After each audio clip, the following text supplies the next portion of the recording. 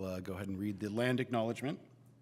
City of Albany recognizes that we occupy the land originally protected by the Confederated Villages of Lejeune. We acknowledge the genocide that took place on these lands and must make strides to repay the moral debt that is owed to this indigenous people, specifically the Ohlone tribe. We thank them for their contributions, which have transformed our community and will continue to bring forth growth and unity. City of Albany commits to sustaining ongoing relationships with the tribe and together build a better future for all that now make this their home. That last sentence is beautiful. That's a little twist. All right. Let's have the approval of the minutes. I had one question about the minutes. First was, looking at them, it says absent Commissioner Kent and Commissioner Sardinas.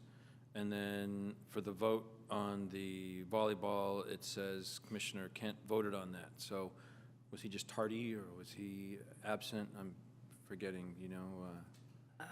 I will need to look at that and go back and fix that. Minute says Kent arrived after 7:08.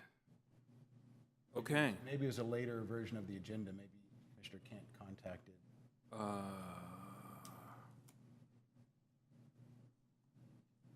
Oh, yeah.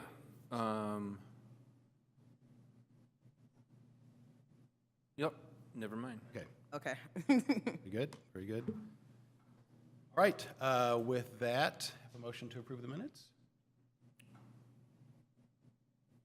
So moved. Thank you. I'll make a motion to approve the minutes. Oh, sorry, did you already say that? Basically, you want a second? I'll second. Okay.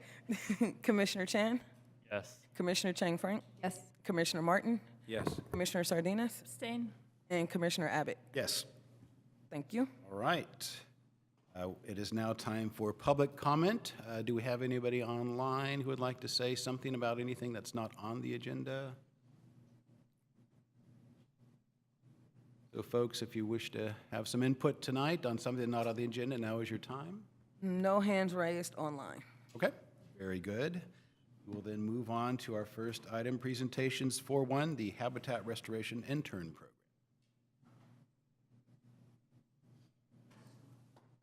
Yes. 1 second.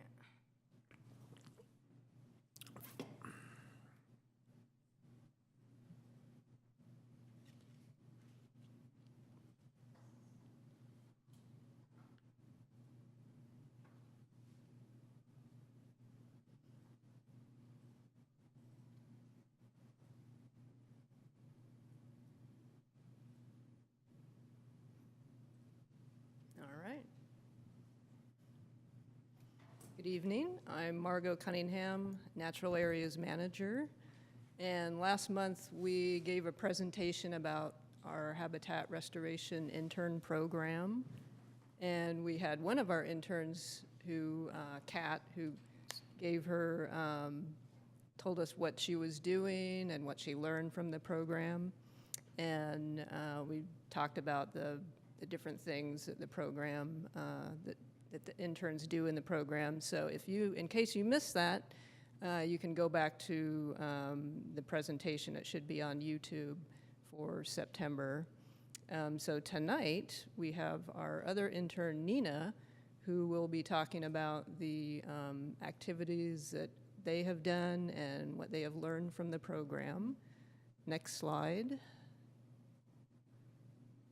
So the first thing that we did, and Kat, unfortunately, she had to go back to school, so she couldn't participate in this nature walk that we did on Albany Hill. Nina was there, and so it was a treasure hunt. And the idea was that we did this walk starting on the east side of the hill. We walked up through the oak woodland to the summit. And we wanted people to use the Albany Hill Field Guide, this online field guide that we have, to search for plants and animals. So we gave them an introduction to the ecology, the different kinds of plants and animals that they would find on Albany Hill.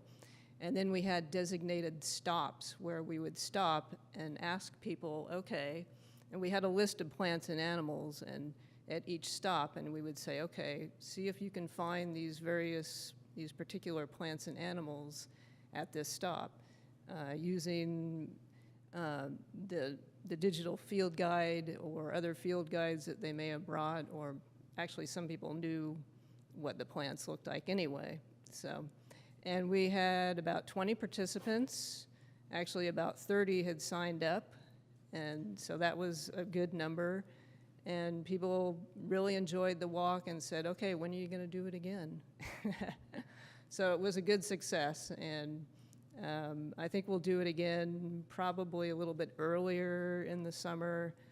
When we did it in August, people were generally going back to school. We were hoping to get some younger people. It was mainly older people, but I think by August, kids had gone back to school. So next slide. Okay, at this point, I'm going to turn it over to Nina to talk about bat houses and other activities. Okay, hi. Can everybody hear me? Yes. Yes. Okay, great. I can't see anyone, just the slides. Hello, everyone. I'm Nina. I'm talking about a few of the special projects that we did over the summer and into the fall, actually. So this one is about bat houses. I had participated in a training and volunteer bat monitoring with the East Bay Regional Park District, and learning some of the things with them, especially about how important bats are in the food web. And also how bat populations are a little bit in trouble in the Bay Area. I wanted to bring some of that to the Albany Hill internship. So what I learned is that bats are important pollinators, and that's really good for especially the meadowlands that we have on the hill. They also are seed dispersers and do good insect management. So one thing I was thinking about is that ahead of the eucalyptus tree removal that will be happening with the larger scale plan, the bats on the hill would need some other stable and safe habitat because they'll be losing some habitat with those trees. And so we built these bat boxes. You can see one of the pictures has one. We built 2 of these. That picture is actually just a photo shoot. They'll be hung in a different place, which I'll say in a second. That was just so we could take a photo. We built them with red wood that we had salvaged from another trip we took to the Bay Area Redwood Mill, which I believe will be a mill that will be helping to process the trees that you remove during the eucalyptus tree removal. So that was fun. We didn't go out and buy new wood. We just got scraps. And then we built them. So you can see that's me and Kat. Margot also participated in building them at Public Works. And each bat house should ideally be able to hold up to 300 bats. We'll be hanging them, not there, that's in the oak woodland, but they'll be on the hilltop in eucalyptus trees that are not slated for removal. So actually kind of in the monarch area. And that area will be right next to areas of trees that will be removed. So the idea is to hang them this year, give the bats a year to find them, move on in, and then hopefully that will create a better habitat for them when the trees start coming down. Next slide. Okay, so this was another project we did over the summer, and the urban tilth technician crew did this creek biosurvey with me and Margot. It had a lot of prongs. One of them was we collected and identified the benthic macroinvertebrates, which are the little bugs that live on the bottom of a creek bed. And there's different categories of macroinvertebrates. Some of them are very tolerant to pollution and poor habitat conditions, and some of them are quite sensitive. So what you want to find is the sensitive bugs. That means that the habitat conditions are good there. We also did a quick assessment of the habitat features, and we used an EPA guideline for this. It's just kind of scoring different habitat features that you see, such as degree of bank erosion, sinuosity or curving of the creek, how wide the riparian zone is next to the creek. And then thirdly, we did a water quality test for chemical features such as dissolved oxygen, nitrates, phosphates, pH, and that also gives us an idea of the conditions. Overall, not a great grade. We found the macroinvertebrates really were only in the tolerant and mid-range category. And the picture we found from the chemical test was that there were higher levels of nutrients, such as nitrates and phosphates. That's something that's really common in urban waterways because of all the runoff. But together, those create not an ideal environment for the aquatic organisms. One thing that we can do, and we have been doing, is to really work on the vegetation along the sides of the creek. There's not that much we can do about all the runoff in such a large watershed, but we are doing more plants and hopefully supporting that riparian buffer a little bit better. Next slide. Okay, and this is a native plants and fire safety workshop that I'm planning right now, and it will happen in November. So it's going to be a public event on the top of Albany Hill. Lots of different things that we want to accomplish. It's basically getting the local neighbors involved or educated about the relationship between native plants in their own landscape and also in the natural landscape and fire resilience. So one way that we're going to try to get people there is maybe give away some native plants that they can plant at their home, and then to have educational materials that will talk about why planting native plants and how you plant them in your landscape actually increases the safety of your home in the event of a fire. The fire department will be sending one lieutenant, and they will also be able to provide resources that are more about home hardening. So what you do on your actual house to keep it safe in a fire. And so that'll be just a tabling event. And then we will also do a little tour of the Albany Hilltop to show what kind of like fuels management techniques are being used in the natural areas. Those techniques that we use in the natural areas are exactly what people should be doing in their own home landscapes. So there's a relationship there, and to show them the native plants that we have there. So it should, ideally, people understand that it's a two-way street. If they have native plants in their yard, it's a two-way street with biodiversity and fire resiliency, both for their homes and for Albany Hill. And that's the workshop that we're planning. I hope everybody comes. Next slide. Okay, takeaways. And this is just a short list that I made of the things that I feel that I have learned the most in this internship. So I started the internship in May and I'll be ending it in December. So there's a little more to go. One huge thing was I have learned so much about native plant IDs and also invasive plants, because you have to know which ones are the good guys and the bad guys. But I just want to say that Margot is an encyclopedia here, and I have learned so much from her here. Also, I have had the opportunity to learn about the connections, like the ecological connections between the plants, wildlife, and then abiotic or non-living factors on the Hill. I learn a lot about this in my school classes. It's something quite different to sort of be in a natural area and seeing that in action every day.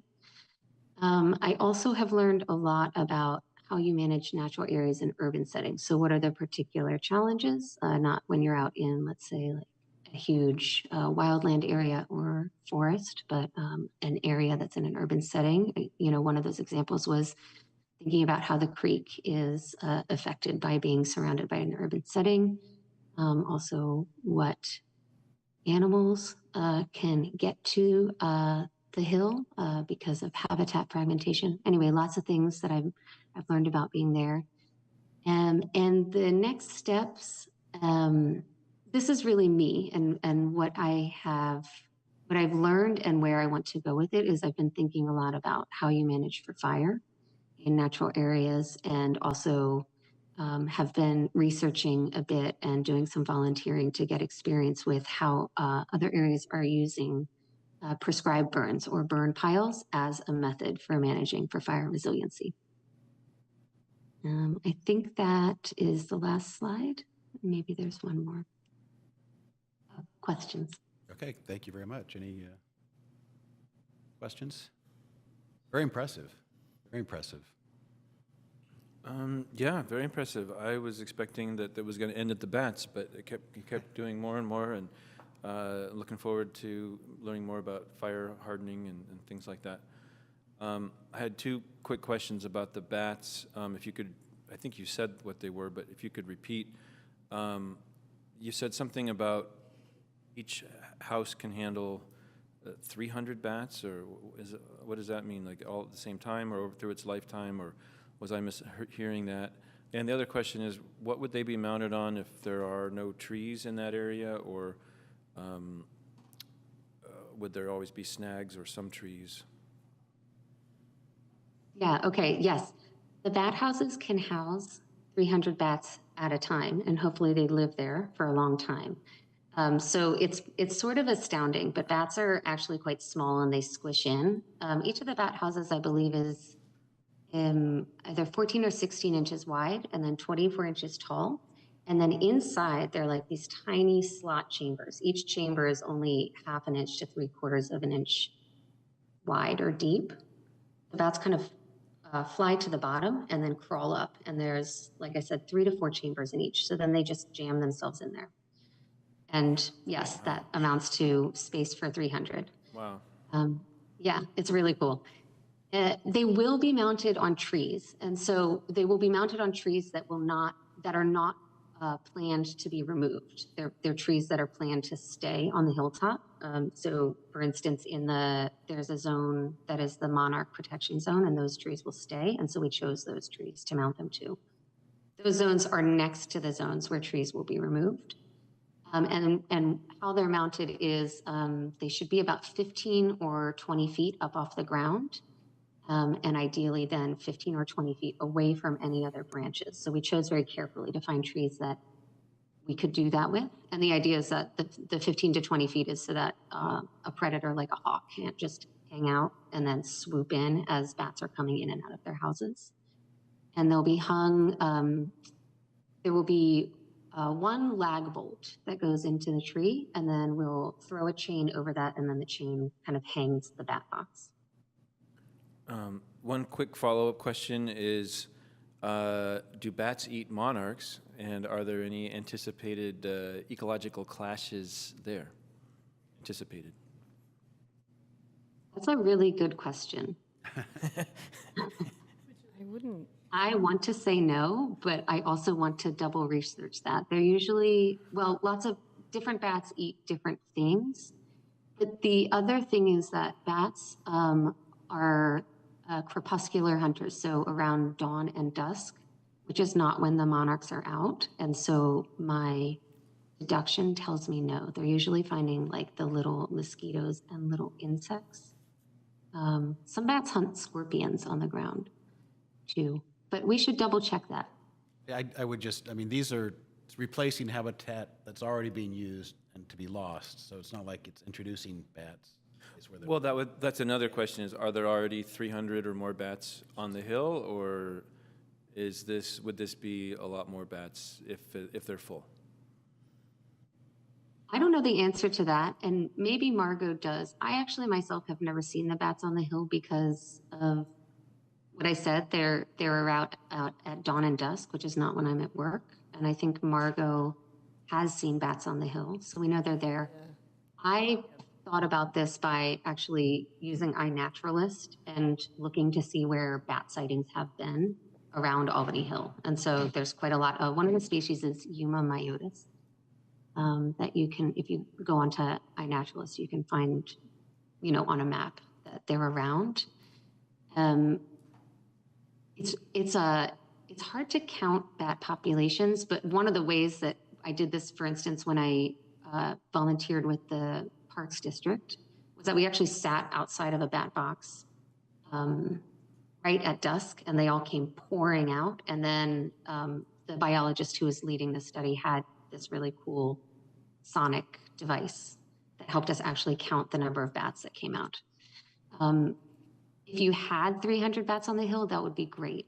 I'm sort of hoping that these houses attract more bats, because more bats is good, and bats basically need more habitat these days. Yeah, I'll just add that I've been out to Albany Hill in the evening, not when it's dark, just at sunset time, and I have seen some bats flying along the crest, but I don't know if they actually roost there or nest there. We haven't had surveys showing that. Before we remove trees, we would do surveys for not just birds, but bats. Do you know the butterfly eating answer? I've never heard of bats eating monarchs. I've heard them eat moths. Yeah, yeah. Oh, they don't, because monarchs, because of their biology, go back and are just on trees, and so are kind of like with the leaves. And so typically bats will go after things that are moving that they can detect. And so because monarchs, like when it's cold out, don't move, it's like I've never heard of that. I don't think it would be an issue for them. I had a recommendation. Am I allowed to do that during this time period? Okay. So there are these really cool things called terrace stations that are new, and they actually have the ability to record birdsong and bat sonar. And they also, if people do these things where they're going to put MODIS tags, these tiny little solar tags on some monarchs and see how they move, it would also collect that, which it's like Bluetooth enabled. But they could be a really cool way to monitor the hill and to like get a sense of like all the species. They're like 340. What's it called? Terra? Terra stations. I think they're made by Cellular Tracking Technologies. But it would give you, because I know people are out there, but it gives you like a kind of different depth of information. ERA? ERRA. Okay, yeah, we'll check it out. And then I had another recommendation is I'm excited about the November training, and I just wanted to mention monarchs should be back at the Hill. I just saw a bunch of monarchs at some sites I was at in Santa Cruz yesterday, starting to come back. And if you mention them during the talk and do a little education, our mayor has taken the Mayor's Monarch Pledge, and so it might help fulfill some of those like goals for doing that. And then also there's overwintering managers meeting of Monarch Overwintering Groves on Wednesday. So if anybody's interested in being invited to that, that's like managers of Monarch Overwintering sites from throughout the state that meet quarterly. So it could be. Okay, this coming Wednesday? Is this? Yeah, I think it's like 9 to 10:30 or something. Okay, yeah, I'm interested. Oh, and then my final thing, sorry, was since I'm the pollinator coordinator for the state, the only bat that pollinates in California is the Mexican free-tail bat, which does occur here, but it's not all of our cool bat species. All right. Any other questions? Any hands from the public for public comment? So Margot, did you have anything to conclude the presentation, or was that the conclusion of your presentation? That's Okay. Yeah. Any no questions? Nope. All right. Any suggestions or comments? Well, I think it's really cool, and yeah, when you do the native plants, if you also mention the benefits to pollinators, that would be great. But I think Definitely. all the work sounds Yeah, amazing. definitely. Yes. Thank you, Hillary. Thank you, commissioners. It's a great all I can report, yeah. And then also we got a nice letter from Susan Schwartz from Friends of Five Creeks praising your work and the continued work with the interns, and thank you. And thank you very much for your work, and Margot for the presentation, both of you the presentation, and best of luck to you. Thank you. Thank you. Okay. Now then we'll move on to 4.2, the evaluation of pilot curb and gutter pass-through bulb outs presentation.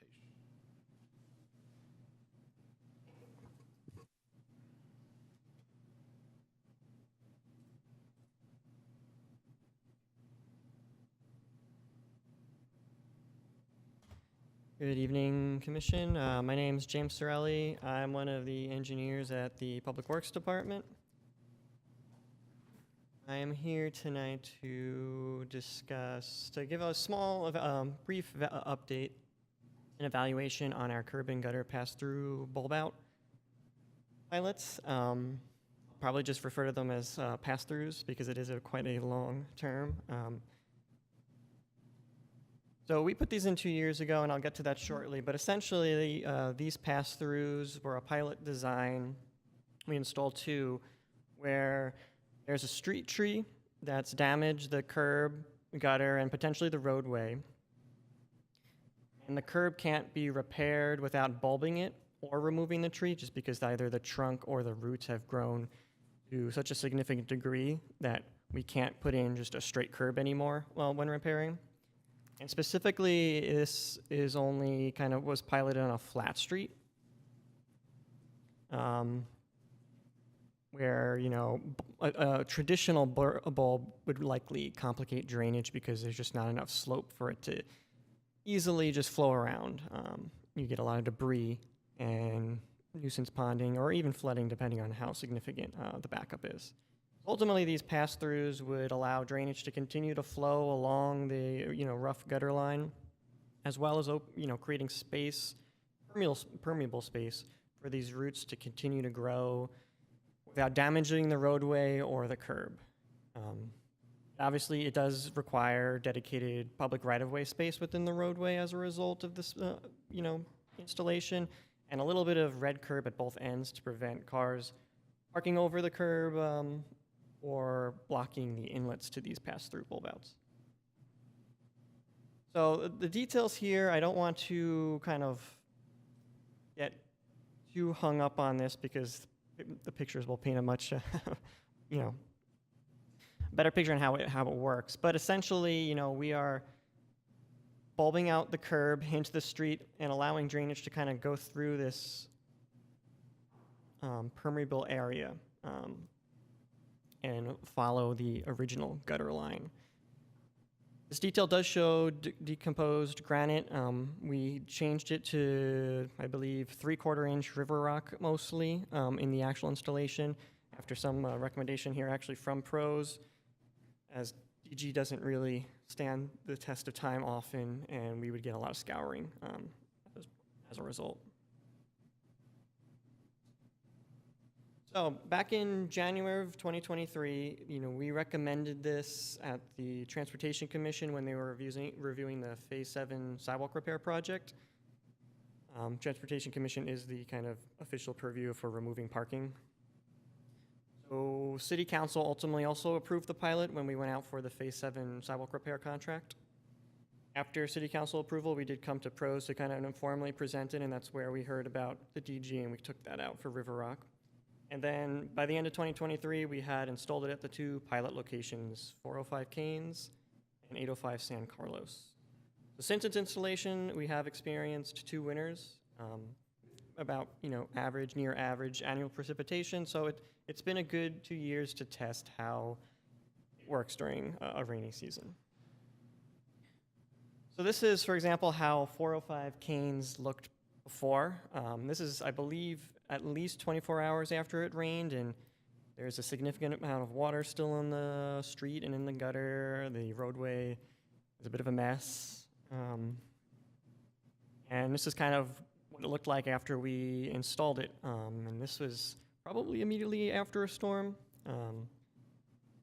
As you can see, it's now a permeable rock garden, I guess might be the easiest way to describe it, in front of the tree. That's channelized to still allow for flow, but also it acts as a bit of a permeable structure. I do want to be very clear, though, that this is not green stormwater infrastructure. This is not designed with any type of engineered retention in mind, but it is a permeable structure. So on the left, you can see, 24 hours after it rained, there's a lot of nuisance ponding. The 2 middle pictures are how it looked during a storm, doing exactly what we want it to do, where water is flowing through the pass-through bulb out, in and out, without any issues. And you can really see the difference from the picture all the way on the left versus all the way on the right. We're not seeing water in the middle of the street anymore, and it's staying within the gutter after a storm. I do want to point out, though, 405 Canes, that gutter is unfortunately unrelated to the tree, a low point, so that's kind of why you're seeing a little bit of ponding there still. Realistically, if we didn't have that low point in the gutter, it would probably be dry compared to how it was before construction. So this was about 4 months after installation, and it's working as intended, but maintenance needs are pretty quickly showing themselves with all sorts of leaf debris to be expected, sediment debris and accumulation, sometimes some trash. So it does need more maintenance needs than we had originally expected, but mostly just having a crew go out there, refreshing it and cleaning it regularly to make sure water's flowing as intended. More or less a year later, it's the same kind of, observations. It just needs more routine maintenance. The cobble paths need some more refreshing. The soft hit posts have been replaced multiple times. Unfortunately, people are driving straight into them when they park. We are thinking about installing them mounted on the internal curb to just try and keep them a little bit away from it as a preventative measure. But ultimately, that's just another small maintenance need that we'd have to consider with these. 805 San Carlos, pretty similar condition with 405 Canes. This is I think both of these are at least 24 hours after a storm. Still seeing a lot of water in the gutter and street. Again, not to a flooding level, but it is a very big nuisance kind of ponding, we like to call it. And this is more or less how it looks like post-construction. Very similar to 405 Canes. This one's a little bit more compact because it was not as big of a tree. So during a storm, handling it great. A few hours post-storm, the water's staying within the gutter, unlike before, and it's staying within the bulb out and moving kind of as desired. Very similar maintenance issues we're seeing, arguably a bit more here, just a lot of debris, sediment accumulation, soft hit post collisions. This one actually, for whatever reason, the soft hit posts get hit a lot more. Otherwise, it's the same kind of thing. It just needs more routine maintenance. There's, one thing, the memo that was included in the packet tonight goes into a bit more detail, but during construction, there were some issues that, could have went in a little bit better in terms of sizing of the concrete pads, how wide and how deep they were. Setting the cobbles weren't quite right. This is a non-standard design, so it's not unusual that the contractor didn't install it exactly as planned. And the bigger thing is that this was installed during the sidewalk repair program. Typically, we don't have full-time inspection since it's a very straightforward project. Normally, when we do our capital improvement projects, we would have a full-time inspector. So if we were to do this in the future, we would have a full-time inspector out there to make sure that that it's more tighter to the plans than what was actually constructed. Ultimately, it still works, but it could work a little bit better. And at the end of the day, these bulb outs have achieved the desired objectives. It has preserved the street tree. It's continued to allow drainage to flow as we want.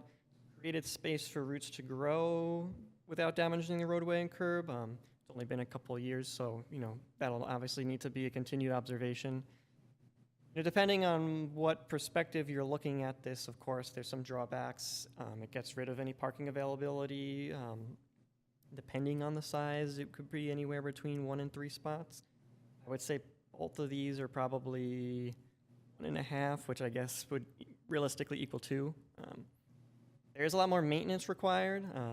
That our crews got a tight workload as is, so these are a little difficult to manage. They may cause drainage issues if they're not well maintained. I think it will never get worse than it was before, but it is a drawback if we're not doing a good job maintaining it. And of course, we have a very narrow right of way, and they're depending who you talk to, everyone has different wants for that very narrow right-of-way. So, of course, this is one piece of infrastructure versus others that folks might want in the community. Long-term, we'll still need to look at just generally how this affects a street tree's health. Now, It could be questionable about putting rocks so close to the trunk and base of a tree. These are pretty well-developed canopies, so, you know, we're not as worried with hot rocks coming, you know, hot rocks taking in that sunlight. We specifically went with a darker color because of that. And of course, we need to evaluate how roots will grow in the long term. I mean, this is a nice open area, but if this encourages them to grow into the street even more, this may not be a very permanent solution. And of course, as I said, future installations should have full-time inspection. And that's it. If there's any questions, let me know. All right, folks, bring back the commission. Any questions? Thank you. Just a clarifying question. What does that mean, full-time inspection? So when we have our projects, you know, there's usually an inspector just out there the whole time, contractors doing work, you know, logging, working with them through issues, inspecting things.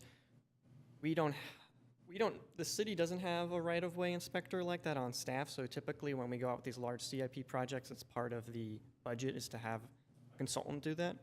For example, Marin right now, we have at least one inspector there all 8 hours a day if there's a contractor. Sidewalk program has a much tighter budget, and again, that is a very simple scope, you know, where an inspector really is just out there, which is one of the engineers, is there just to really look at the formwork, a rough formwork before pour, and then after pour. And of course out there too if there's any issues that come up. Okay, thanks. What's the purpose of the, well, I know the purposes, but the necessity for the soft strike posts or whatever? I mean, there are bulb outs all over the place that don't have those. You just put reflective paint on the curb. This was specifically a request from the Transportation Commission. The fact that they're getting hit actually, I think, is a good indication that's showing that people aren't, that if you were to just put reflective down on the curb, it's going to be ignored. I would be more interested in tire marks on the curbs. I don't know, yeah. But There is definitely blackened some. marks on the curb.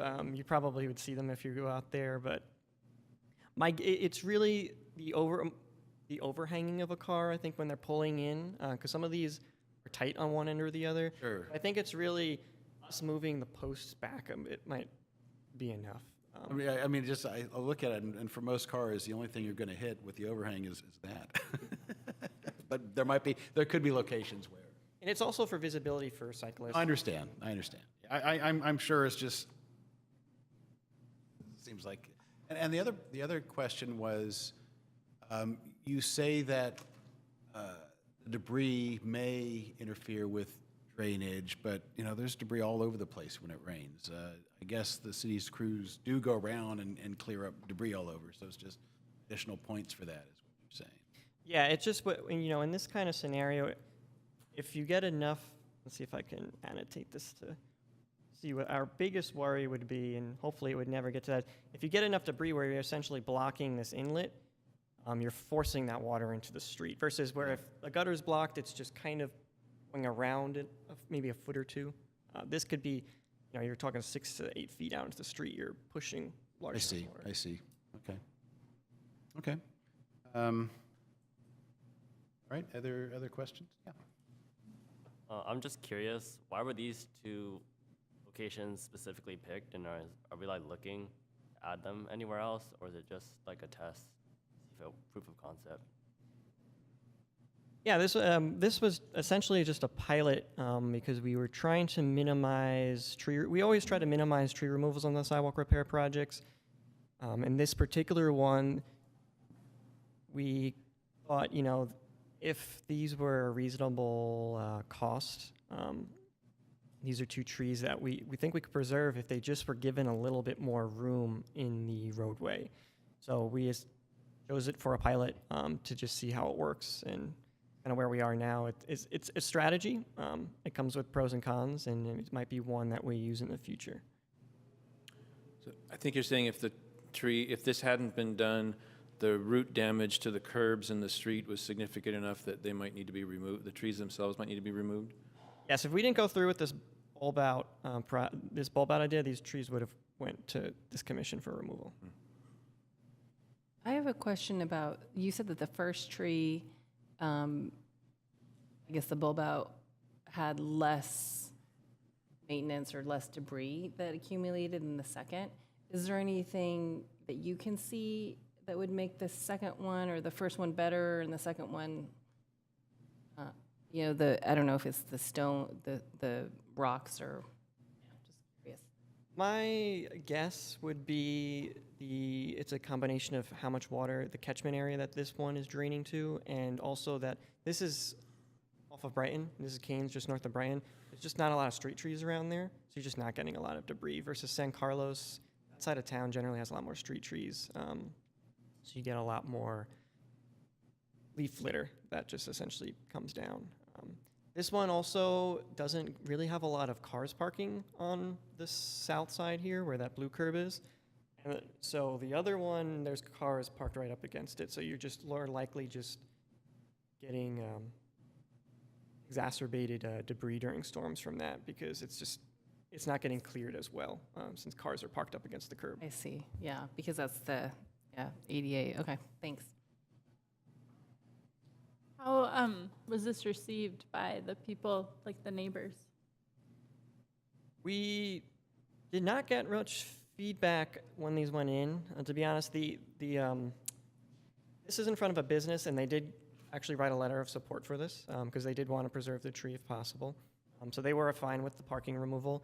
805 San Carlos, there was ultimately no complaints about the parking loss either. I think one neighbor actually liked the idea. If you were to put lots of these around, I think, you might stir some more, sentiment about parking loss, but it'd be under these two really, we didn't have any negative feedback, and we still have not received any negative feedback. We do get some for tree removal applications or for the city to recommend a tree to be removed due to damage to a curb, but I don't think it's quite as significant as the one on Cairns. I walk by that almost every day, as that was. If these were the pilot program, one question we heard I didn't get an answer to yet was how many more locations does the city have a sense of how many more locations would this be would be candidates for this treatment? This would kind of be very case sensitive. This is really a strategy. As of right now, this was just a strategy tested for when we need to repair a curb and we want to preserve the street tree. So it just comes down to, are there other situations like that happening? We don't have any plans to expand this at the moment. It's a potential tool in the toolkit to avoid a tree removal if all the site context meets what I talked about earlier. Okay. Any other questions? All right. Any questions from? Oh, yeah, sure. Wait, will this be like related to the street master plan or Well, indirectly, indirectly? I suppose. I don't think there's any sort of official approval of this at this point. It's a pilot program. A tool in the toolkit is good. Maybe for the future. I don't think it's going to be listed as required and anything like that, if that's what, but it could. Okay. Any other questions from the public, from the audience? No hands raised. Hand raised? Okay, give them another 10 seconds. Let them find the little button. Okay, all right. Any other comments, suggestions, other than thanks? Which I think you have. Thank you very much. Thank you.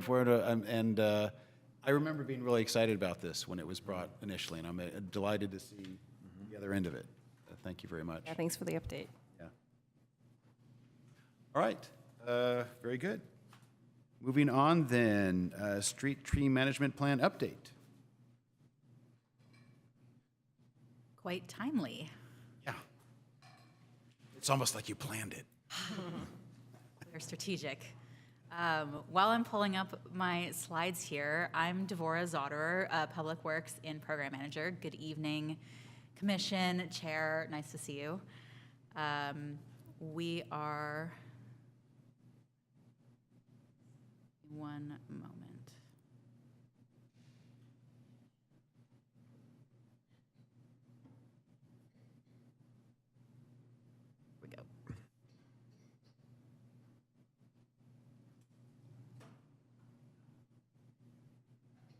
So I'm here to share a bit of an update about the street tree management plan. I am joined by our urban forester and city arborist, John Hawkridge, who you are very familiar with. And we wanted to bring you an update about the street tree management plan and what the next steps are for implementation and program development in this city to move forward with some of the steps outlined in the plan. So just a quick refresher for you, for anyone watching in posterity, the street tree management was developed these last few years and was composed of two pieces. The first was a street tree inventory, which was completed in 2023, and the street tree viewer is available on our website. And then the second part of this was a programmatic plan that would inform and advise potential methods for enhancing our urban forest canopy and improving and enhancing our operations. The plan was adopted by the City Council on September 15th. You can find the plan on our urban forestry webpage. These slides will be posted, and this is a link to the webpage. And within the street tree management plan, we will not go through every bit of this. This is tiny. I don't expect you to read this. But you can find this in the plan, in which the analysis and the roadmap has essentially been condensed into these goals that each have objectives, actions, and key points. You are likely familiar with this already. You've seen this. You've worked through this. You have informed this, etc. So just a refresher, the two goals that we arrived at were goal 1, to grow a healthy, extensive, vibrant, and diverse street tree population to increase canopy cover. And the second goal was to connect with an engaged and informed community to provide stewardship of the urban forest. Now, what we have done is we have taken these goals, taken the extensive analysis and discussion that you all have informed in the street tree management plan, and we have been strategizing and working through what implementation of this plan would look like at a very broad level. So these goals and all of the actions and strategies recommended in the plan really break into 3 categories. The first category is, what are the improvements to our current program activities that are possible to implement within our available and current program resources and funding. This includes staff. We have one urban forester to take care of not only the city's street trees, but also park trees and creeks and open space. So there are, and then in addition, the funds we have are already often stretched quite thin with the activities we currently do. But that said, there are ways, I'll talk a little bit about the different ways we have to improve what we already do. Second piece of this is, what are the recommended service changes and enhanced activities that require council action to modify citywide policy, allocate and/or pursue additional funding, and how will maintenance responsibilities be defined or changed going forward? And lastly, what are the future developments in our programming that we can expect to find through working through the first 2 steps? How can we learn from this experience? How can our program grow? So these programmatic activities will change, resulting from potential updates to policy and potential increases to funding. So throughout this process, we are expecting to continue to update you and the community through many means, through our website, through our newsletter, and the occasional visit here to Commission, which is a great forum for discussion and presentation. So what does this mean kind of more specifically in terms of the broad topics you all have weighed in on and have been interested in and invested in? So this is, I'll just say here that this is an estimated timeline only. This sort of broad 10-year time horizon breaks this down into things that may be possible, of course contingent on funding and policy updates. I'm going to keep hammering that. What we're able to work through at the council level will inform what we're able to achieve. And of course, some of these may be things we are starting now, but working throughout the whole process. And some of these are things that we'll need to build on actions that are more in the near term. So in the next approximately 1 to 2 years, we're really working on foundations here. We want to, we hope to work through the necessary updates to our street tree policies at the council level. This involves defining how our maintenance responsibilities may change, how the city, have been able to be proactive in certain ways within the current policy, as you have all talked about and learned about and shared about. But in order to take on a more proactive and systematic role, policy change would be necessary to pursue that. We also want to, in line with that, work with the council to discuss the best options for funding these types of policy updates. What's that going to look like? Do we need to go to voters, or what do we need to do there? Within both, this is something that we are hoping to both address within our current means, and would also be working to adjust and build and grow should policy and funding updates be possible. We want to, of course, increase tree planting. We have encouraged, you all know we have encouraged tree planting through the Free Street Tree program, which comes out of our street tree maintenance budget.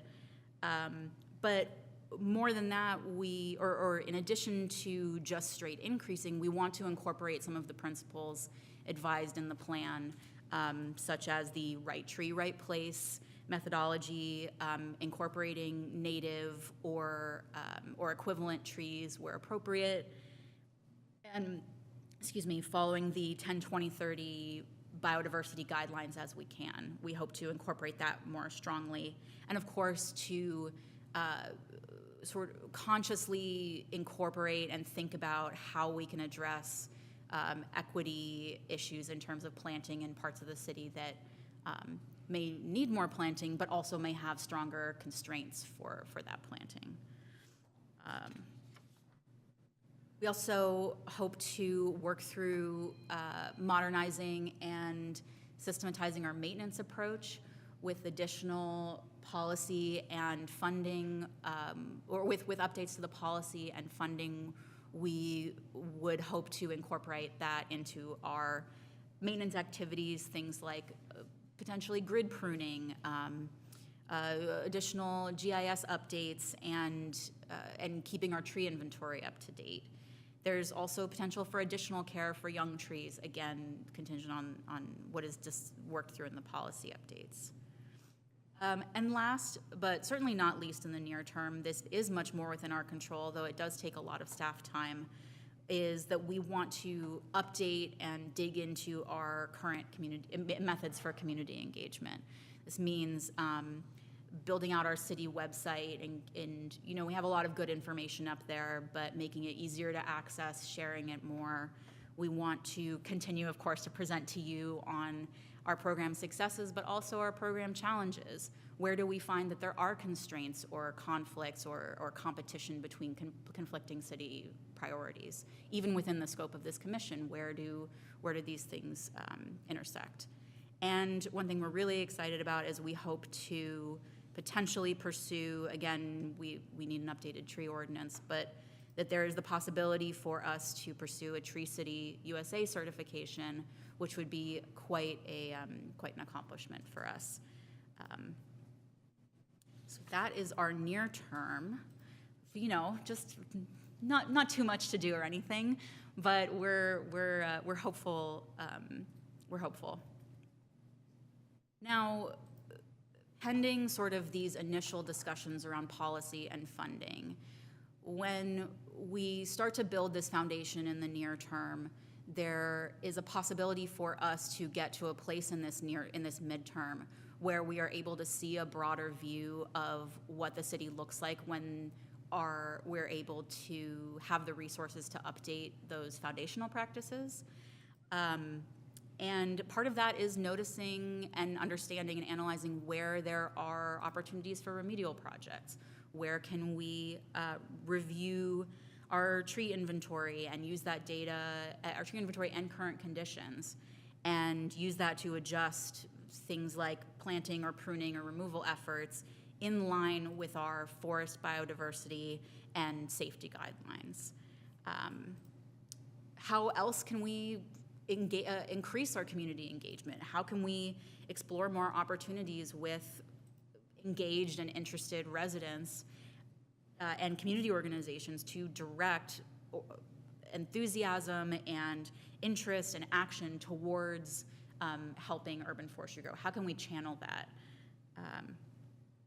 The Street Tree Management Plan makes reference to what do we do about private trees, which are quite a large portion of our urban forest and our canopy cover. And the ideal would be to begin to open these discussions with the council and to discuss what directions we could pursue there and how to educate and engage people about their private trees. And in general, at this time, the appropriate activities at this time in this proposed implementation process would be to just continue our processes. There is something that is very unglamorous, but is very important just about that middle part of the process where you're just building data and seeing how things work. You're trying and failing. You're seeing what works, seeing what doesn't. Part of this is continuing to balance streetscape elements with including street trees as part of planning large roadway projects or placemaking efforts. We do that already and do consider it, but that is as our streets change with how our patterns of living here change, living and operating and working here change, so too do all of these things come into play. And lastly, a big part of this would be with the potential for increased planting in the near term. What does that mean? How do we sort of analyze and review successes and failures for newly planted trees specifically? How can we incorporate that into our practices and improve that? So were that all to be the case in this timeline, we get to the sort of longer term out years of this. And the plan specifically recommends, which makes a lot of sense, that we take a 10-year kind of cycle in terms of managing our canopy cover, as measuring citywide and zone-specific canopy cover, which would be very interesting for us to be able to see what the effects are of the work we would be putting in. We would also be continuing to maintain and monitor our tree inventory, related metrics, again, as we are able. And the hope is to analyze major trends in including how our forest is transitioning with these new methods, if there are any things that really are great in theory but don't work in Albany in particular, or work in certain parts of the city and don't in others. But just to take all that into account and be able to use that to inform our program. And of course, we continue the updated practices everywhere, but really think through how with planting, pruning, removal, We are continuing to try new things and really work through challenges as we come to them. So the important question is, what's next?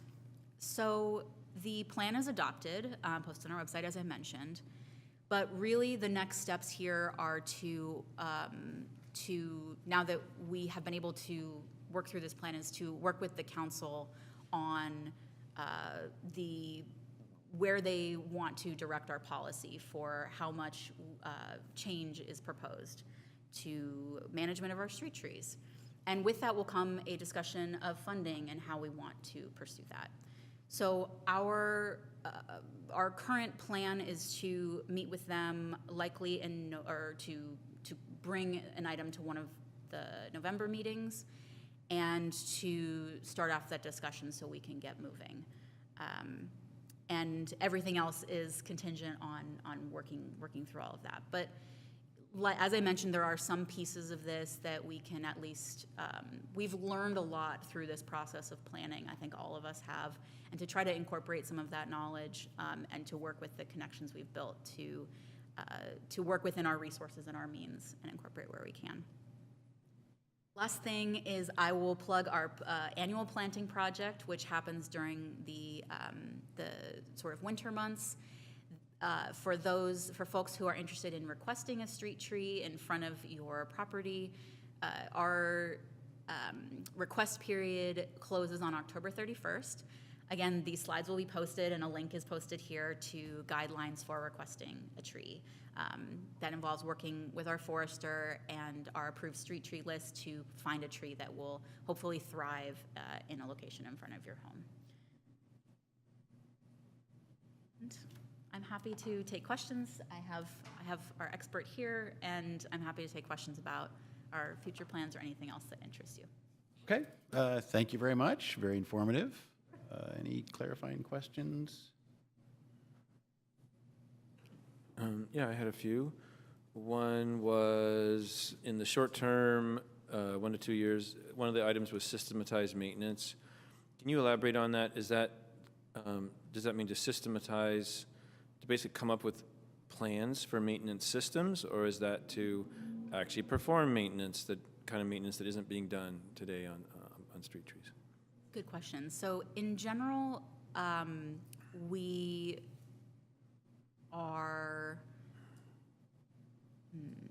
have, so what we talked about within the street tree management plan process was that we are able to be sort of proactive and are proactive in many ways in addressing issues with street trees. But within our limited resources, we have, or within the current policy rather, we are limited in how systematic we can be. So what systematizing it would mean something like being able, instead of doing, would be something like implementing grid pruning, like a zoned, you do it on like an annual or a biannual cycle to do an area of the city that would require, for the trees that require pruning in that area, and to do it in, much like we do in our streets program, we do zoned striping refresh. In our sidewalk program, we do zoned sidewalk shaving in areas throughout the city. So we would have more of a regular on-call structure for contracting that service. It's one example. So that would be a near-term project to actually implement more pruning and maintenance that's being done now, possibly on a section by section of the city. So theoretically, so we are performing that service now. To expand that service, the question of funding comes up as a larger, more systematic grid approach does require more significant funding. But you're optimistic that would be happening in the near term? Sure. That's why it's in the near term? That's why it's in the 1 to 2 range and not the next? Anything that is noted in the near term would be things that contingent upon these next steps with council. Those are the things we would be able to potentially get started on first, and would be sort of these foundational base efforts to change and update our core services. Okay. Another question was, in the long term, 6 to 10 years, it mentioned the measure canopy status. And is that something that the city would want to wait 6 to 10 years just to see how much the change is, and that it would be more, or is it that it's so expensive that the city would need to wait 6 to 10 years to do it? Or, because I believe that's the kind of thing that, I think we saw the consultants show us a canopy assessment based on satellite images and software analysis of the colors on the pixels and everything. So is that something that could in principle be done every year, but the city just finds it's probably most useful to wait a few years and see what happens? Yeah, great question. So yes, you did see the first round of this. And the idea is that the most useful data, trees are not quick growing. So a lot of and frankly, a lot of this work is going to take time to implement depending on policy updates. And so a 10-year period is what our consultants recommended for the most effective, informative, and useful data that we would be able to acquire. The data we would acquire on a year-to-year basis really wouldn't vary very much, and it would be quite expensive to do it at that frequency. Okay. But as a more of a 10-year, or like a not long in the life of a tree, but a slightly longer term activity, it would really be able to measure sort of that shift in landscape. And then last question, thank you. Last question was about funding. I know Measure DD has been used for making street trees free to residents to improve the canopy. It was passed it was sold to the public as a measure to combat climate change on various fronts. I believe it goes straight to the general fund, so it could in principle be spent on anything, but the city, I'm sure, wants to try to honor how it was sold to the public, so the public will be enthusiastic about voting for new measures that come in the future. Do you see that Measure DD funds could be used to help maintain the canopy, to fund some of this, and do you have any sense of how much money is coming in compared to how much money is already being spent on an annual basis with heat pump rebates and all these little things the city's doing with it? It was a many-part question. I agree with your analysis of the commitment that that council wants to show that there are, our city values action against climate change and to combat it in many different ways, many of which are quite subtle and not always the flashiest, or like upgrading a water heater at a water heater's end of life. My sense is that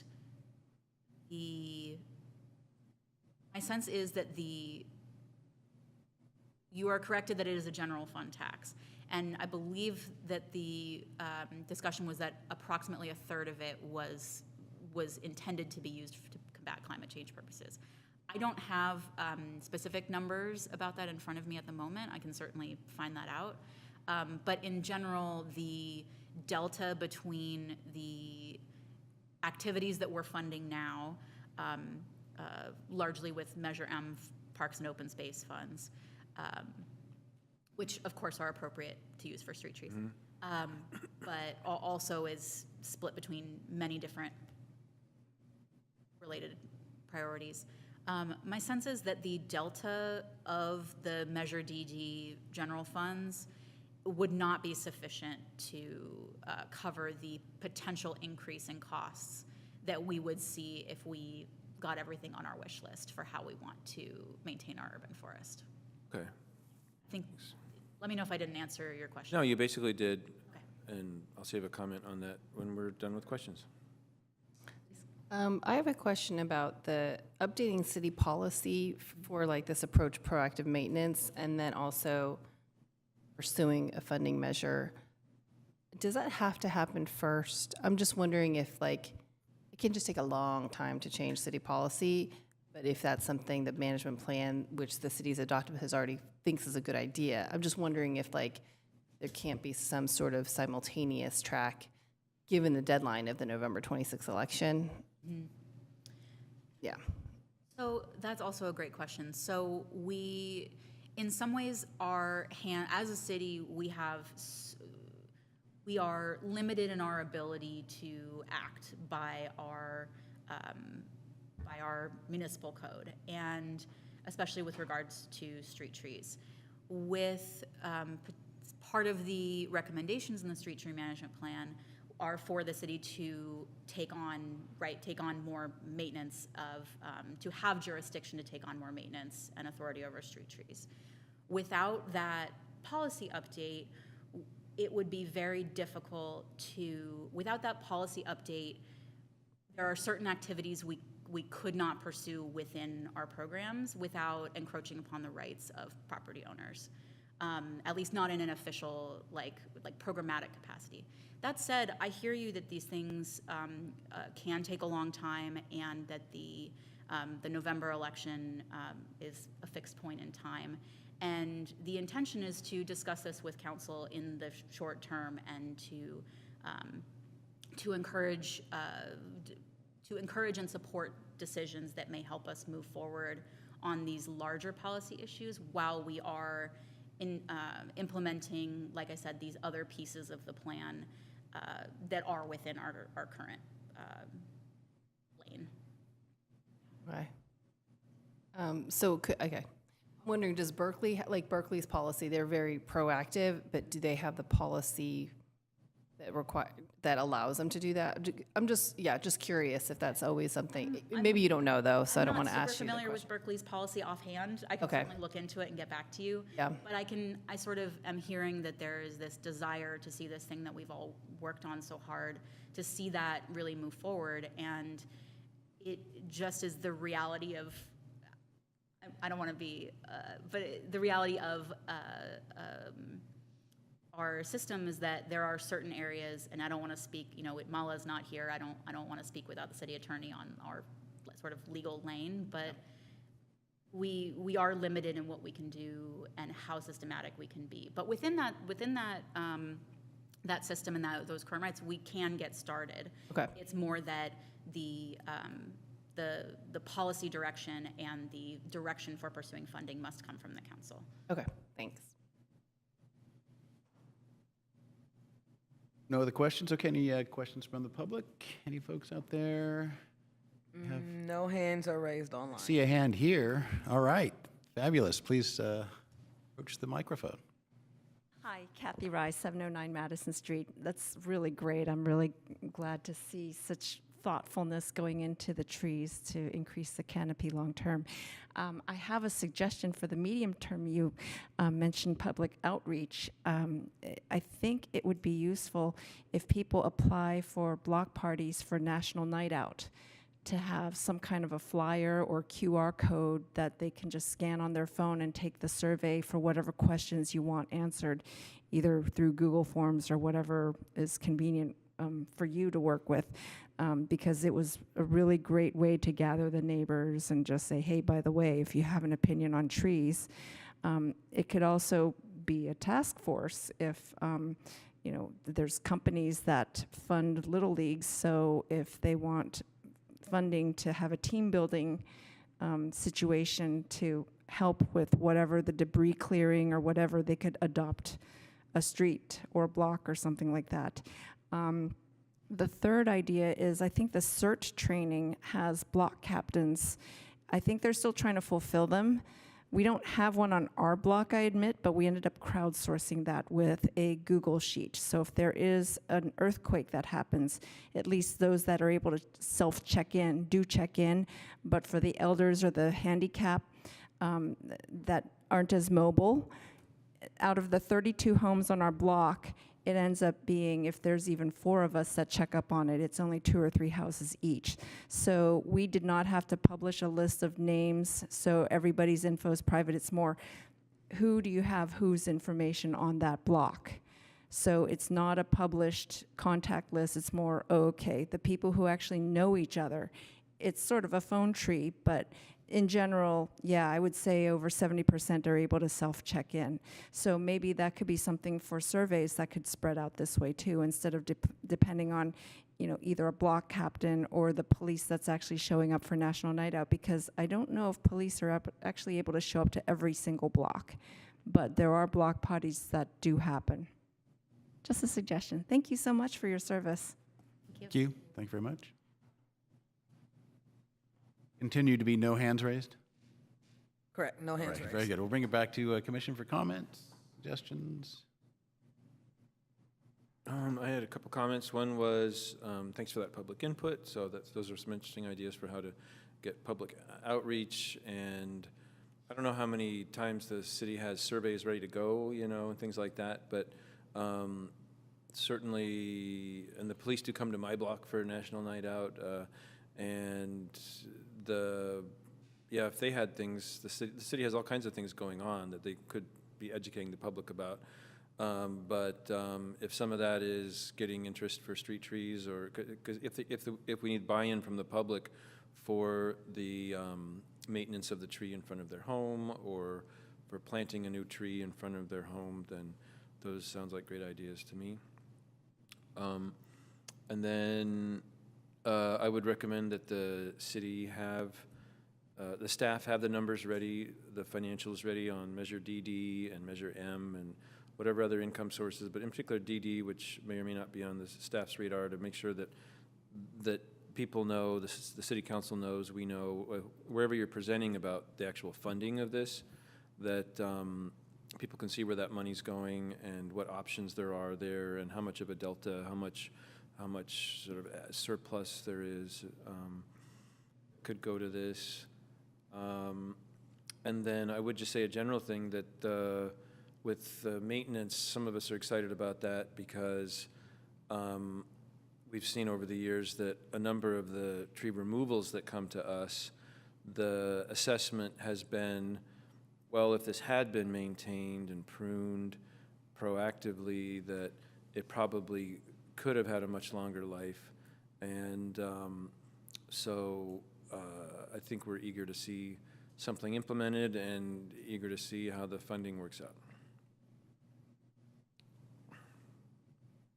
Yeah, thanks. I agree with a lot of that. And one question or one suggestion, and I can't recall if we already talked about this, but for the annual planting, is that and I know that the consultant did speak about this the low canopy potential. So not just the low canopy, but the potential of the trees. So to the extent that we are really encouraging the largest canopy tree where it fits, the tree well, and then not, and I just personally, in our many years of like reviewing the tree lists, I feel like the tree list is so long. I don't know, it's just a question of how, and I know, John, this is something that you've probably seen too, is like, it's even longer. So how much do we present to, how much sort of, how many options do we present? I think it might be better to just present smaller number of options that fit the well with the largest canopy possible to the owners, so that there's just not like ambiguity of what they should be doing, how much say that they have. Not that say that they don't have say, but within a range that they can still pick the style, but this is the most appropriate tree kind of thing. So I would just suggest that we have some sort of process for that. I don't know if you can go ahead. So part of the reason for the quite diverse species, I completely understand it can be very overwhelming if you are not a tree expert to look at that list and try to make the best decision. Of course, this is why we have staff and our consultant to help develop the list, to help inform people and hopefully make that decision a little easier. A big part of the plan recommendation for planting is to maintain species biodiversity for resilience. Yeah. If we focus too much on 3 or 5 or 7 species, that really impacts the resilience of our forest. And just to clarify, I don't mean that you present the same 3-5 to everybody. Okay. It's almost like if there's some sort of way to diversify, right? So if you don't think that street already has enough of that species, then you offer something more diverse. I'll let John speak to that, please. Yeah. That's a lot of work to custom, Yeah. develop custom lists for every block or every property. I think our consultant was impressed at the diversity that we have in the city. And there are reasons for that resiliency. Also, they've added a lot of new species to the list that are hopefully climate ready, climate resilient, climate change resilient species. Typically, people will choose one of the more popular, crepe myrtle, or cherry tree, which is not on the list. I like that tree over on that block. I want a tree like that one, the stuff that they see a lot of already. Yeah. Sometimes I get that, or I'll just get, I don't know what, tell me what to do, and I give them a handful of trees to choose from that are appropriate for their neighborhood. But I think, I know the list is, and some people have commented it's overwhelming, but others have commented that this is great. We have a real variety of trees to choose from. We don't just have the, maple oak, crepe myrtle. Well, I guess maybe here's a question. If there's a big well with an opportunity for a big, larger canopy, Sure. but then they pick a smaller potential tree, what's the sort of conversation you have with them? I try to encourage the best appropriate tree, the right tree for that spot.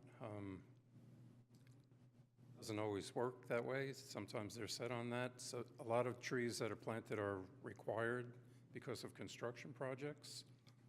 Whenever there's a construction, I review the property to see if there's a tree or if it needs a tree.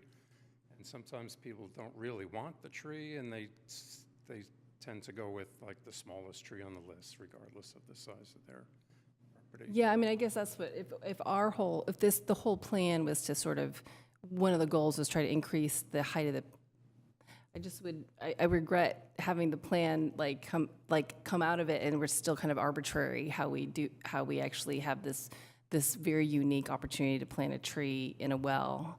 I mean, maybe I don't know how many tree requests you get for planting in the first place. Maybe if it's such a small number that it doesn't make a big difference. I don't know. Well, they've been averaging 100 new planted trees a year, not necessarily new. A lot of our replacements, a lot of required.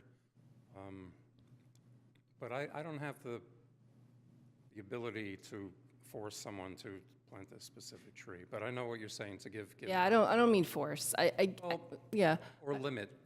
Okay, we don't have an ability to limit? I'm hoping that with policy changes, with ordinance changes, it'll be spelled out.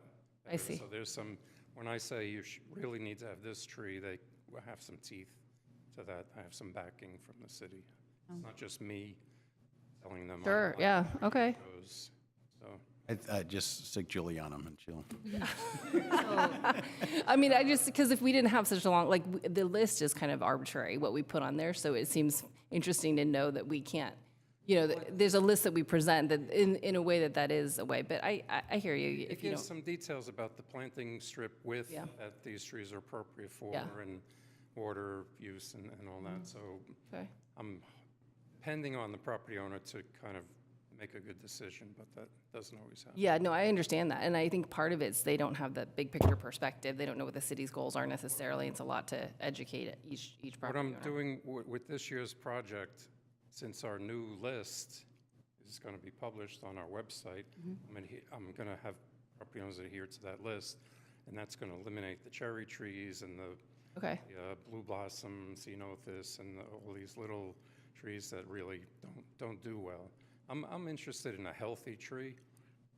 The size, we don't have too many spaces for nice big trees, but that.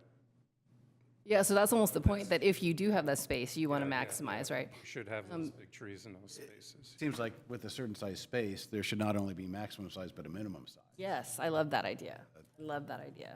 Yeah. Well, we will definitely be working through kind of what our policy will look like at the council level, and making decisions and trade-offs about the bounds they want to put around this. Okay. Thank you. Other comments? I did have a couple things. First off, I saw that on the 3 steps Community engagement was number 2. I really think community engagement should go near term. I think that's part, I think maybe there's a lot of community engagement implied in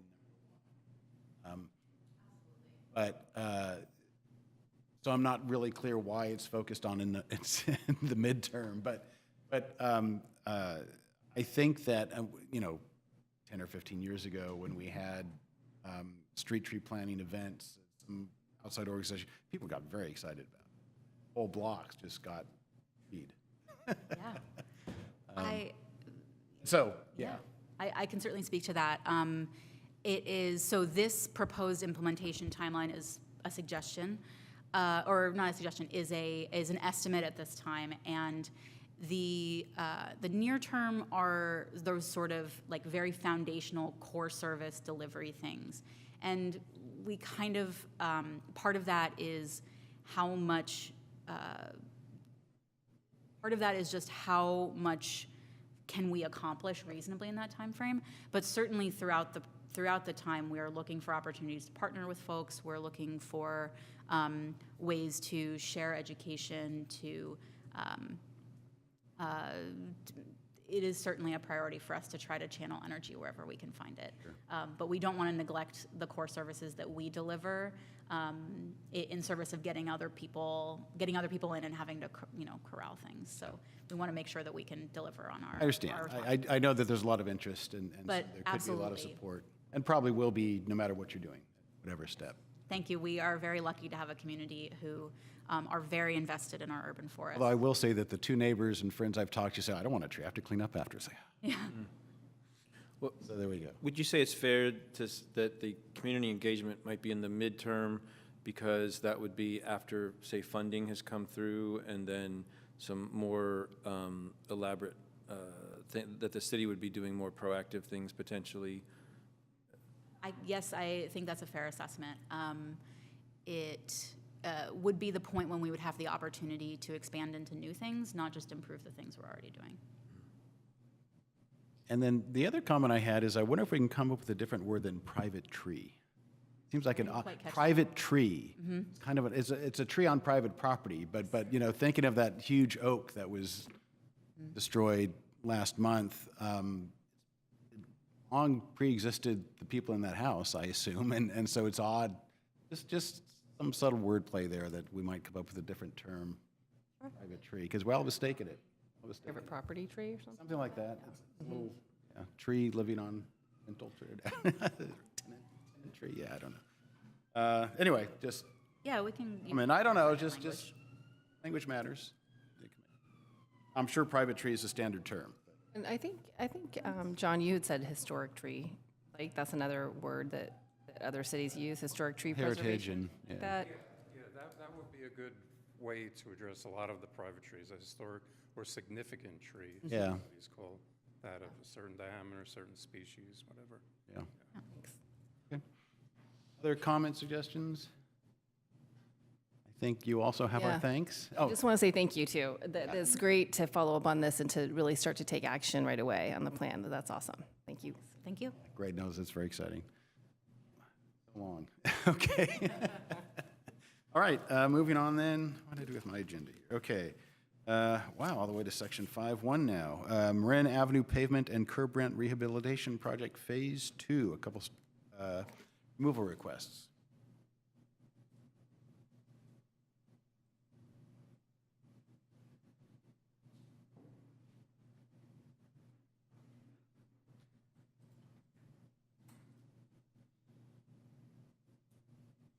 Good evening. So I am here to now talk about tree removals recommended under the Phase 2 project.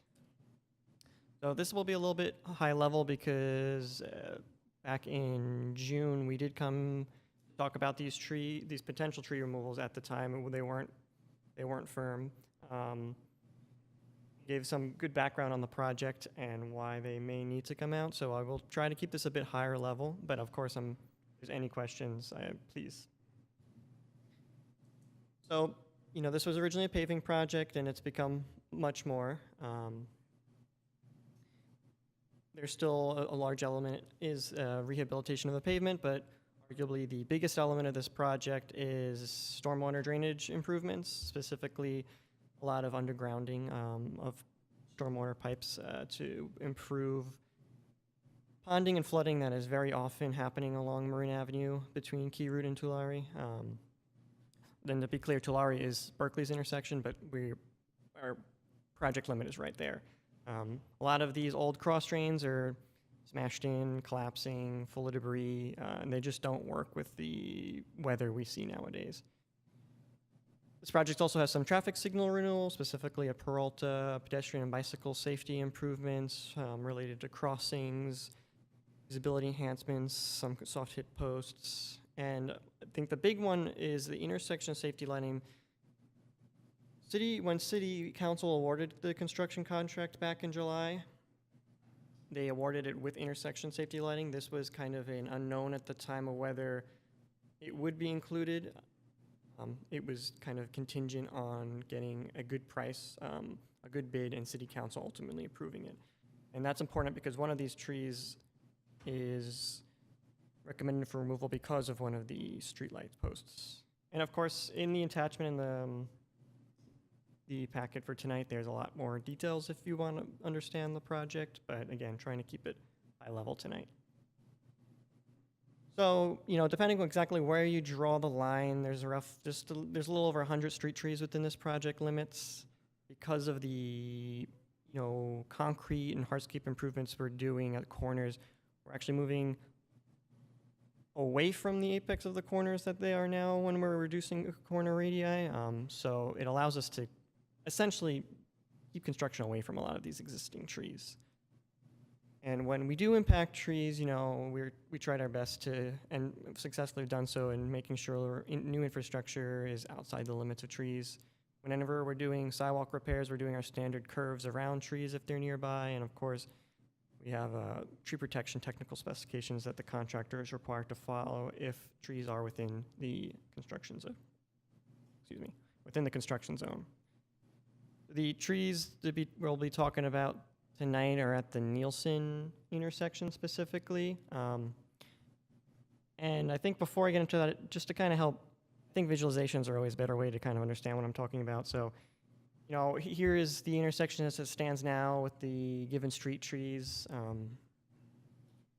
Like I said, there's going to be some pretty significant corner radii reduction. We're talking about almost halving some of these crossing distances. There's new street lights. There's new curb ramp storm drain improvements, visibility improvements, some soft bollards, reduce, the frequency of sharp turns. But specifically, the red and yellow trees there are the ones we're going to talk about tonight that we recommend for removal.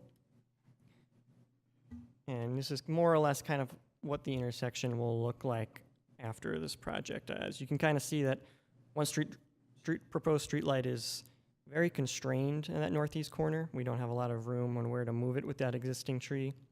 And then the southwest tree, they are putting some storm drain improvements, but the critical thing actually is the current health of the tree. So southwest corner, 1498 Marin, specifically actually on Nielsen, is tree 2824. It's an 18-inch diameter liquid amber.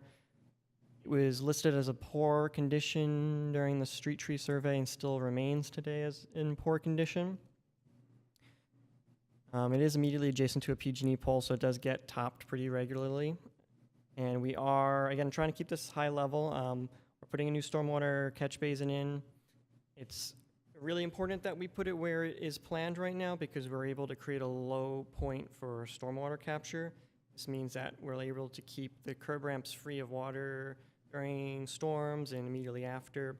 So, you can cross the crosswalk without flooding, which is often a problem nowadays if you've seen Marin during rain.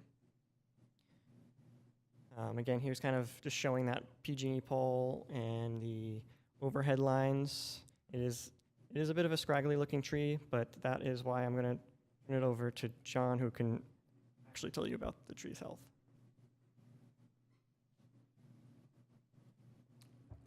Well, It's a multi-stem tree. There's a 3-stem tree.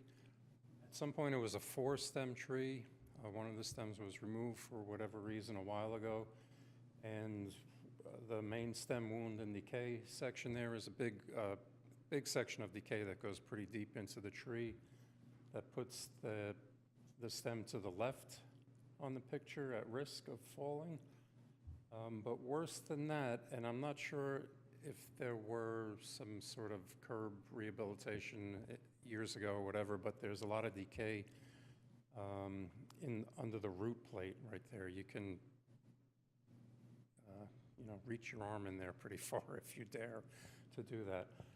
Also, when I was there last winter, I found armillaria mushrooms, which is basically indication that there's root rot there. That's root decay, fungus in the tree. So this tree is really a high-risk tree, and I don't think there's too much debate about whether this tree should be removed or not. My feeling is this is an easy one to remove. Next.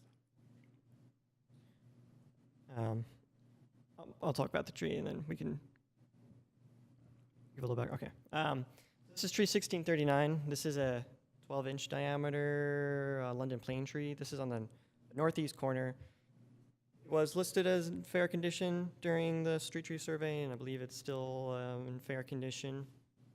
Buying it back a little bit, we finished our citywide street lighting evaluation in 2024, and Marin Avenue was it was noted as a low and unevenly lit corridor with a lot of safety concerns, and out of the evaluation, one of the highest priority projects that came out of it was improving intersection lighting along Marin Avenue east of Masonic. Here's, for reference, and Allison spoke a little bit more in depth last in June, but we only essentially have one light on that in that intersection. It's very dark at night, and that middle photo you can kind of see, Peralta is that next intersection where it's a bit more lit up, and you can kind of really see that contrast of how dark Marin is at Nielsen. So, street lights are a bit finicky. They need to be near a crosswalk. They need to be on the approach side, but they can't be too far from a crosswalk. Really, the ideal sighting is pretty much within the existing tree canopy. No matter which side we put it on, it really wouldn't work. Even if we were to go ahead and put it there, it would create a lot of shadowing issues where essentially the street light's not doing the job it's supposed to be doing, and that is protecting and illuminating pedestrians. If we were to move it further east, which is questionable in terms of providing proper light, it would just impact another tree instead. You can't really move it closer to the curb ramp because we need the storm drain there, and if we were to move the storm drain upstream, we would essentially create a nuisance ponding area, and which would impact the curb ramp and crosswalk. And we couldn't move it any further west because that would put it at the apex corner. Generally, that's just that is poor practice because it's at high risk of being impacted by distracted drivers and large vehicles making turns. But more importantly is it creates poor lighting conditions. You don't really want to backlight the pedestrian. It kind of doesn't do the visibility improvements you want when you're doing on the approach side. I want to hand it over to John to talk a little bit more about the tree. Okay, this tree is a little bit tougher to accept the removal on it. It's a healthy tree. There's not really any issues tree-wise, looking at the tree itself. A couple things that I can point out about the tree, though, is that apparently the property owner planted the trees, the two London plane trees on Marin. It's been planted too close to the intersection, to the curb. We wouldn't plant the tree there now. Also, if and when this tree gets removed, it kind of opens up space for the second tree to grow out a little bit better. And the property already has 3 street trees, including the one London plane tree.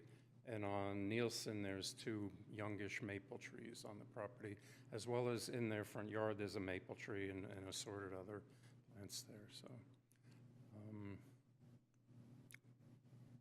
yeah. So ultimately, staff recommendation is that PROS approves the staff recommendation for removal of tree 2824. That was the Southwest 1498 Marin for policy section 21B, which is an unacceptable risk to the city, and 21F, which is a city-approved project, and removal of tree 1639, the aforementioned tree, London Plain, for section 21F, which is city-approved project. Okay. Thank you very much. Clarifying questions from the commission? I just have one question. We're just wondering what the property owner feedback was for the 1501 Marin tree removal. Property owner input on at 1501 Marin. Have we spoken to him? We haven't received anything from them. Are they aware that the tree is going to be removed as part of this project? It was posted. We have sent out letters to just generally talk about the project. We haven't received any contact yet. Okay, so, It was posted and the cards, mailers went out. okay, they got a postcard in the mail? We Okay, got two cards. I see. And it says, the mailer says like tree removal. Okay, And the tree is marked. It has the notice on it. okay. That says, yeah, was it marked that it will be removed, or just that it will be discussed at this meeting? Posting is for the meeting, yeah. And I do have a hand raised online, so Maybe that we're might lucky. be the Maybe we're property lucky. owner. And we didn't get any emails about this. Other questions? All right. And I'll go You ahead. see a hand? Thank you very much.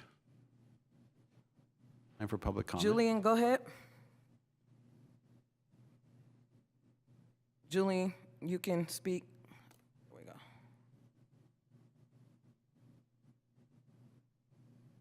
Hello? I see you unmuted yourself, but we still can't hear you, Julian. Hi, can you hear me now? Yes, thank you. Hi, my name is Julian, and I'm the current property owner of the 1501 Marine. Just to clarify, we didn't plant the tree. This is probably from the previous owner, more than 10 years ago. And we received the notification and email, and I think it makes sense for the safety of the intersection between Marine and Nelson to put on a street light. And yeah, I wish there's a better resolution to that, but I think in the past year we observed at least 2 or 3 traffic accidents happen in that corner. So especially during the night, I think it'd be to the public benefits that we set out the proper lighting to avoid those accidents. And it's unfortunate that if the tree couldn't even move, just need to be removed. All right. Well, thank you very much. It's very helpful. Appreciate that. And thank you for sticking through this whole meeting to say that. I you, appreciate Julian. that very much. For sure, yes. That's the least I could do. Thank you. Appreciate it. Any other public comment on this item? No other hands are raised. Okay. Bring it back to the commission for discussion. Or motion. Well, I would just say the first one that seems rotted seems like seems very clear. The other one, even though it seems like it's in good health, I do really appreciate that the staff has shown that they've tried to make the plan work with that tree still there, but and the city to me has explained well why the tree doesn't work there for the safety improvements that are desired. One question I didn't ask was, but I'd like to hear is, how big is the tree well there, and is there a place for a replacement tree to be planted between the street light and the other London, whatever tree it is? London plane tree. I don't think so. I think the London plane tree is going to continue to grow. Okay. The canopy will grow. Okay. So I can take another look at it, but Okay. the distance from the corner also is a factor. Yeah, that's it for me. Okay. You want to make a motion? We'll handle them both. I think. Yeah, I move to approve the staff recommendation of removing both trees. Okay. I'll go ahead and second that because I'm tired of waiting. Okay. Commissioner Chan? Yes. Commissioner Chang Frank, Yes. Commissioner Martin, Yes. Commissioner Sardinas, Abstain. and Commissioner Abbott. Yes. Motion passes. And John, just little oak trees that we've seen people planting, were you able to look at those? Is that what they are? Yeah, my wife has found 4 or 5 of them now. They're in these little tree wells, and people are planting little oak trees. It's like a really bad idea. Just like, boop. Yeah. Okay, very good. I was pretty sure it was an oak tree. Okay, all right, very good. That was not on the agenda, sorry. All right, moving on for announcements. I would just like to start off by a big round of applause to the city staff. I know just about everybody's involved in Dinner with Albany. It was a rousing success. I know that's a big lift. It was very exciting to see it back. Thank you very much, everybody who had a part in that. And then other announcements. Oh, there we go. Oh, was that your announcement? I'm sorry. Did I steal your thunder? Perfectly fine. All right. You can still make your announcement. That was great. Okay. Any more from? No? Okay. So Dinner with Albany, last Saturday, about 2,000 community members enjoyed the return of Dinner with Albany. It was a wonderful night with great food and music where people of all ages were able to gather and have fun. And the city would like to thank everyone who attended and made it such a memorable event. Second announcement.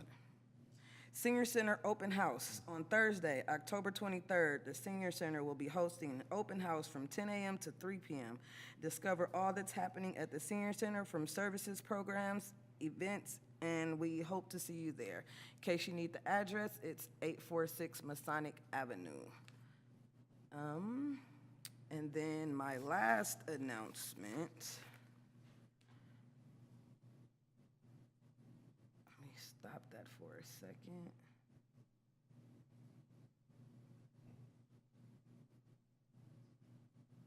Okay. I'm going to show you how to get to this, so that's why I want to make sure that I bring it up. This is about sand volleyball. There was an update to the sand volleyball. Due to the significant public comment both in support and against the project, we have decided to pause the project to allow for further evaluation of additional locations and opportunities to locate a sand volleyball court. If you go to the City of Albany's website, click on construction projects. Come on, you can do it. And then go to I think it's the last page. Nope, second to last page. You will be able to see that we have updated it with sand volleyball, and you can get further information. You can send us emails about any questions that you may have or see updates regarding what's going on and how this project is going forward. So just wanted to let everybody know the status of that. And that's all of my announcements. We should probably mention that the fire department is having a pancake breakfast Saturday, I think. And isn't there an open house in City Hall at the same time? Yes. Like 10 to 2 noon or something? Yes. I walk by and see the sign. Can we ask questions during announcements or not? About the Yeah, Sure. volleyball court, because I know that a lot of people are curious about what the next step would be. I mean, I understand it's like a further site selection, but do you know like sort of just immediate next steps and time range? I'm happy you came, Allison. He had a suspicion.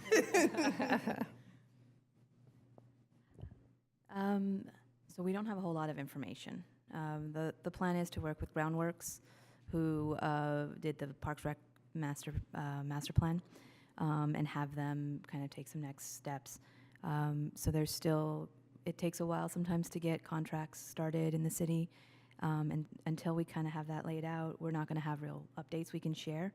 The website is probably the best place, and I'm sure we'll be sharing announcements as we go along because there's so much interest in this project.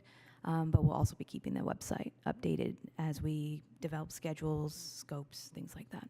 So does that mean it has to go through a whole RFP process just to even have the contractor, or is it a smaller? There is room for sole sourcing for certain reasons, expertise in a particular issue and previous kind of work around cities. Outreach and engagement around parks is probably likely one of those, but we do need to get it reviewed by city manager and make sure we're following all the policy requirements to make that happen. So it may not have to go through that whole extensive, so it's not, okay.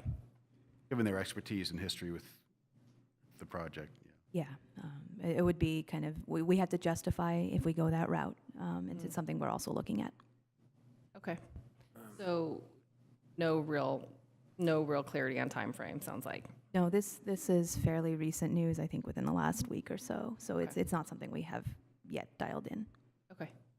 A couple follow-up questions. One is, there were other aspects of the Ocean View Park project that weren't specifically the sand volleyball court. For example, a path from the Ocean View, the housing and a gate in the corner to the curb or whatever, and then possibly changing the width of, repaving other parts near the tennis courts. Is that stuff that still could go forward under the same CIP, or is that? So that was under the annual Parks Rehabilitation Program, and it was looking at opportunities to kind of tie things together. We're going to have to reevaluate to see if those continue forward as a park rehabilitation project or not. There's some decisions around how to route the park, route the walkway, that whether there's a sand volleyball court or not, how we're activating it might have some kind of contribute to decisions. There's also plenty of projects that we need to do around with other kind of maintenance or major capital renewal, and so kind of making sure that we focus on those as well. There's also just a general need for walkway and path rehabilitation around parks, and so there might be kind of restructuring of how we go about doing that as kind of a broader reach around around walkways. It's again fairly early, and we have there are some considerations there that we really do need to do some of those path renewals specifically at that location, and so it's a balancing act of kind of managing our risks and needs, and not making sure that we still have flexibility for future decisions, I suppose. I just want to point out that this was not on the agenda, and I don't feel like it's actually appropriate to have this level of conversation of an item that wasn't on the agenda. Sure, we're just asking questions. I still think that because like if somebody with the That's public true. was We're getting interested in information. knowing, I understand. they might not know that they could get this information from that meeting, like because it's not. I was going to say it's okay, but no, I agree. I think we should probably cut it off. I hope something happens before the players graduate. That's what I would hope at this point. Thanks so much for the update, appreciate it. I had one thing to add. So the Albany Pac 3 Scouts, they do a Scouting for Food event, which is, at the cost of groceries, probably more important than ever. This year, they hang like little door hangs, so if people see those and want to then the next week put out food, just encouraging people to do that if they have the capacity. So they'd be putting out the door hangs on November 8th and then picking up food on November 15th. And I'll try to remember to announce it next month too. Great. All right, any other announcements? I think that's it then. I think we are adjourned. Thank you all. See you in November. Ready? Wow.